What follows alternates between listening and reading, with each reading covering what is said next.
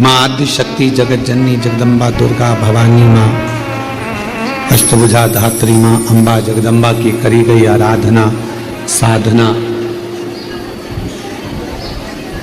कभी खाली नहीं जाती। ये भारत की भूमि पर सनातनियों के लिए, सनातन धर्म के लिए नवरात्रे काय के लिए आते हैं। ये नवरात्रे माँ दुर्गा की आराधना करने के, साधना करने के साथ में ये नवरात्रे आते हैं अपने भीतर की आत्म ज्योति को परमात्मा की ज्योति से, माँ जगत जननी की ज्योति से, आदि शक्ति से, भवानी से, शिव से, इस भीतर की आत्म ज्योति को उस ज्योति से मिलाने के। इस शरदीय नवरात्रे में जो छठ के दिन अगर षडानंद कार्तिकेय जी महाराज का नाम लेकर 6 बेलपत्र और उस 6 बेलपत्र पर 6 दुर्वा, 6 पुष्प, 6 अक्षत के दाने रखकर षडानंद कार्तिकेय बाबा के स्मरण कर कर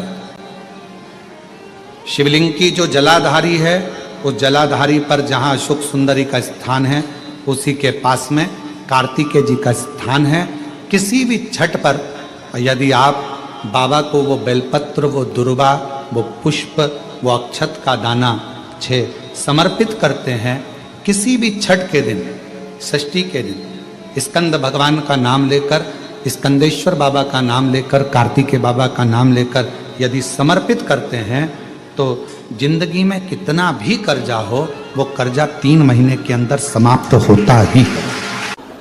कभी कोई तुमसे पूछे कि पूजन में मिट्टी का पात्र, मिट्टी का घड़ा, मिट्टी का हंडा, मिट्टी की मटकी क्यों रखी जाती है, यदि कोई तुमसे पूछे तो तुम्हें उत्तर देना है ये मिट्टी का हंडा, मिट्टी का मटका, मिट्टी की मटकी कलश में रेणुका माता के नाम से रखी जाती है जो अखंड सौभाग्यता प्रदान करती है। देवी कोई सी भी हो, तुम्हारी कुल देवी कोई सी भी हो, तुम किसी भी देवी के मंदिर में जाओ, किसी भी देवता के मंदिर में जाओ, कहीं पर भी स्थापना हो, कहीं पर विराजित हो, कोई भी हो, पर मिट्टी का जो मटका रखा है, मिट्टी का जो हंडा रखा है, मिट्टी का जो कलश रखा है, मिट्टी का जो भाव रखा गया है, मिट्टी का जो सुंदर कलश रखा गया है, वो जो रखा वो रेणुका माता के नाम से। रेणुका गोदी में लाल देने की सामर्थ्यता रखती है मां रेणुका की कथा। सालों निकल जाए 25-25, 30-30 साल तो भी गोदी में लाल देने की सामर्थ्यता रखती है मां रेणुका की कथा। सहज नहीं है शिव की माता के, मां जगत जननी के उस शक्ति पीठ पर, कामाख्या पीठ पर नवरात्रे तक मां ने 9 दिन तक भगवान शंकर ने मां सती का स्मरण किया है, ज्योति से ज्योति को मिलाया, ज्योति से ज्योति। ये नवरात्र काय के लिए आते हैं? एक नारी का सम्मान करने के लिए। ये नवरात्र काय के लिए आते हैं? एक नारी के भीतर भी देवी की आराधना, शक्ति की साधना का प्रणाम करने के, नमन करने। ये नवरात्र काय के लिए आते हैं? एक छोटी सी छोटी लड़की में भी, कन्या में भी उस आद्य शक्ति मां जगत जननी दुर्गा उमा का दर्शन करने के।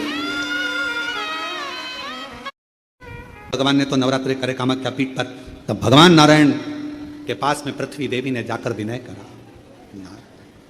हे श्री हरि, हे श्री कृपा कृपा मस्तिष्क का ये जो भार है इस भार को समाप्त करिए, समाप्त, मेरे मस्तिष्क के भार को समाप्त करिए। भगवान नारायण ने पूछा पृथ्वी देवी से क्या बात है, क्या हुआ? तो कहा कि ये धूम्रलोचन बड़ा परेशान कर रहा है, दब कर चलाता है, बहुत तकलीफ देता है, सब नष्ट कर दिया इसने सब। तब उसी समय पर भगवान नारायण ने कहा कि देवी ये बताओ कि इसको समाप्त कौन कर सकता है? तो क्या इनको समाप्त तो केवल एक भगवान देवादिदेव महादेव की जो अर्धांगिनी है मां आदिशक्ति दुर्गा भवानी, मां जगदम्बा ही इसको समाप्त कर सकती है, और कोई केवल वह।